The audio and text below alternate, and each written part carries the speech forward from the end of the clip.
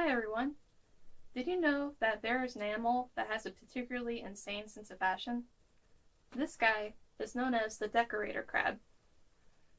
Now, his sense of fashion is gathering just about anything he could find on the seafloor, be it a piece of an anemone or a jellyfish head. And this can be done to attract mates or ward off dangerous predators, one heck of a defense mechanism. And how does he manage to stick everything to his body? Well, fun fact, these crabs have tiny little hairs all over their body. And these tiny little hairs make it able to stick virtually anything to itself. And this guy likes to be up to date in fashion and under the sea. But you know who else likes to be up to fashion? Humans, of course. Gotta get all that cool clothing and all that up to date technology. But unlike the decorator crab, we have a little more trouble prioritizing what's important when it comes to technology and what's good for the environment. So, fun fact, 2007, there was estimated to be 7 billion smartphones created. And each of these smartphones lasts approximately 2 years. Not long at all, it's frustrating. I know that you guys have had those phones where it lasts 2 years or maybe even just one, and then it breaks, it starts not loading right, and all kinds of fun stuff. Now, there is a term for all this, and it's called planned obsolescence. Planned obsolescence is, let's just say, it's not cool, it costs customers money, and it's not fun. In France, in fact, it is illegal. And as technology develops and we have access to websites with ratings and all this, we're able to get we ourselves are able to get an idea of what kind of technology will last us longer and what will function the way we want it to function. But I know that there have been ways that this has been fixed by some companies, but it needs to be done on a greater scale. Now, things that I have done to help with this is to create phones that are more shock resistant, water resistant, or even in some cases waterproof. Now, if they made every phone like this, that would be great. But the next best thing would be so you know how there's these light bulbs that have energy levels on it that'll say how many years they'll last and stuff?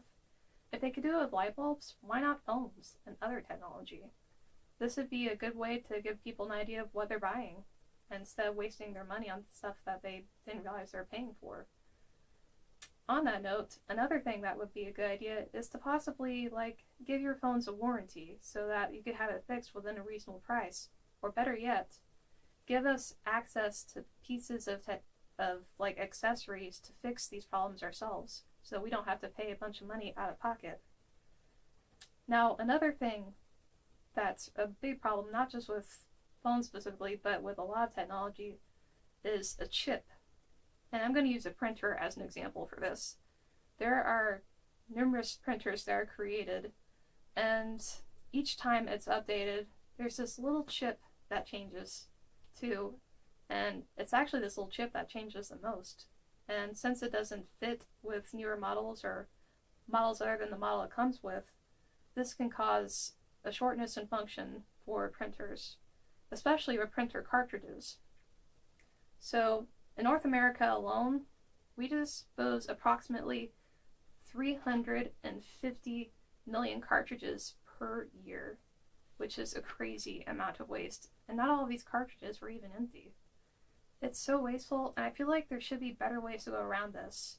Now, it can be argued that all of these all these manufacturing companies that make all this updated stuff, it gives people jobs. And yeah, definitely, that's a good thing, is that it gives people jobs. But I feel like there are better ways to go about this. Ways to help people earn the money they need and not waste customers' money and also help the environment. Prioritize. There's definitely a good way to prioritize this. And I think, for instance, we could bring back jobs that haven't been used in some time. One, I have to look at this here, it's called nomenclator. A nomenclator was around during the Roman Empire kind of time period. And basically, a nomenclator would follow his employer around while his employer got drunk and talked about who knows what with all his buddies.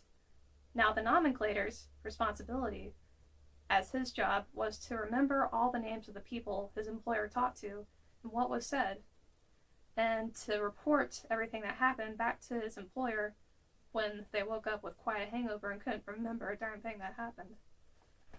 So that would be like a potential job to do. I mean, there are worse jobs out there, and definitely jobs that hurt the environment more, so why not give it a shot? Besides, if nothing else, you definitely will not get bored with that kind of a job. And another good job is something that was done like within the past century, where people used to get gas at these gas pumps, and you have this guy fill it in for you and then wipe your windshield for you. Why not bring that back? I mean, do you know how many gas stations are around just in the United States alone? That would give people all kinds of jobs.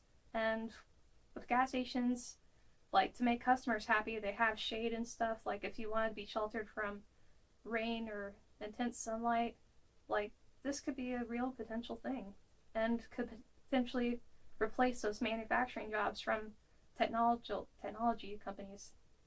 Technology. English is hard. So those are just a few ideas of what can be done to help the environment and also still give people jobs. If you guys have any ideas, feel free to give them in the comment section. I'm sure there are people out there who would love to just have an idea of what we can do to help make the world better, not just for the people, but for the environment and everyone all the way around. And also, before I forget, I know that I haven't really been precise in my previous videos, but just to give the info, I have all of my fascinating sources in the description below. I hope you enjoyed the video, and oh yeah, there's one other thing I forgot to mention. So, did you know that humans were not, or like average citizens were not the only first people to bring about pollution as a real problem? In fact, it was actually, I think I heard something break. I'll talk to you guys later. Bye.